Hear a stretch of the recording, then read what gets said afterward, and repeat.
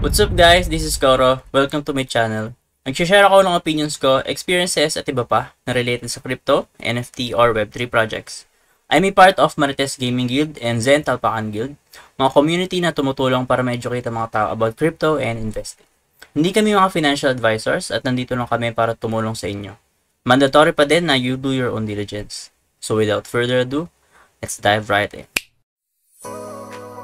Hello guys, what's up? Welcome back dito sa ating channel. So for today video natin is all about dito kay Universe Wars. So bibigyan ko lang kayo ng konting update and bibigyan natin yung result ng ating giveaway dito, which is dalawang NFT box or dalawang robots.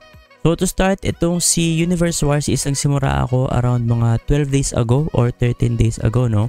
And as you can see, ito pa lang ang kinikita ko, around $4 and 55 war tokens. So I think medyo mababato para sa akin. Tapos may fee pa tayo pang nagwi-withdraw tayo.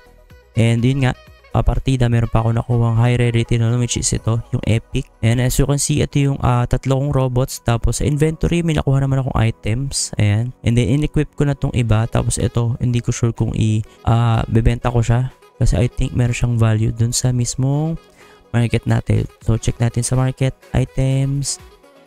Tapos shield. So as you can see, naglo-load pa siya. Filter natin, rarity, uncommon ata to, tapos shield. Ayan. So filter natin, so check natin. And as you can see, parang $7 yung pinakamababa and hindi naman siya ata nabibili agad. Ay hindi guys, ano pala, $0.6 pala yung presyo. And hindi pa siya nabibili. So sobrang mura ng item. So I think i-equip ko na lang siya. And yun nga guys, to be honest, medyo disappointed ako dito sa kinikita kay Universe Wars. Although pwede siyang tumagal kasi nga mababa yung kitaan, matagal yung ROI. Pero at the same time, medyo disappointing kasi may Epic ako pero kita nyo naman sobrang baba nung kinikita ko. So 12 days yan guys ha. So siguro kung nakatatlong mint kayo, so ang presyo ng minting right now is 10. So yung sa akin, tatlo siya. So 30 USDT. Tapos nakakuha pa ako ng 4. Diba? So 12 days ago na yun. So sobrang tagal ng ROI dito kahit may Epic ako. Pero yun nga, hindi ko sure kung mali lang yung mismong strategy ko. Kung may payo kayo, okay lang naman. So kasi sa dungeons, nag-unlock na ako hanggang 3. Kasi ito lang naman yung kaya ko guys. Hanggang 3 lang. Minsan nga natatalo pa dito yung Epic ko. Tapos kay quest naman, yan, hanggang 4 ako. Which is USDT yung price dito. Tapos ang kaya lang lumaban dito is yung Epic ko. And yung isa, yung parang uncommon. Kasi yung ano ko, yung pinaka common is syempre sa quest 1 ko lang siya nilalaban. Or I think sa quest 3 ko nga lang din pala ata nilalaban yung parang uncommon. So sa quest 4 dito lang yung mismong Epic ko. Kaya sobrang baba ng price. And kapag ka umaangat, hindi natin sure kung worth it ba kasi mahal siya i-unlock guys, as you can see pag check mo yung quest. Ayan. Katulad dito, 20 war tokens and then na farm ko is 55 war tokens. So hindi ko sure kung mababawi ko ba yung war token na yan agad-agad sa sa dungeon. Tapos baka matalo lang ako. So sayang yung war token ko. Pero yun nga, lalaroin ko pa rin naman siya kasi wala naman akong gas fee na binabayaran per day. So yun, honest review lang to. Medyo disappointed ako dun sa mismong kitaan kay Universe Wars kasi sobrang baba. Pero yun nga, hindi ko sure kung magkakaroon sila ng changes, no? So sana medyo magkaroon ng changes kasi karaniwan dito guys, ang nagpa-profit lang dito madalas yung mga whale kasi sobrang dami nilang robot. So mabilis yung ROI talaga nila. So yun, proceed tayo sa ating giveaway. So pakita ko sa inyo, ito yung wheel of names natin. So ito may mga @ sign, galing siya sa ating mismong YouTube. So pakita ko yung YouTube natin. So ito siya. I think ito pa rin. So sorry, ito. Ayan, pakita ko lang. And as you can see, ito siya yung mismong YouTube natin. And dalawa lang yung nag-comment guys. Tapos dito is parang ilan ba? Unti lang din. 1, 2, 3, 4, 5, 6, 7, 8, 9. So 9. So yan nga. Good luck. So hindi ko na ikakat.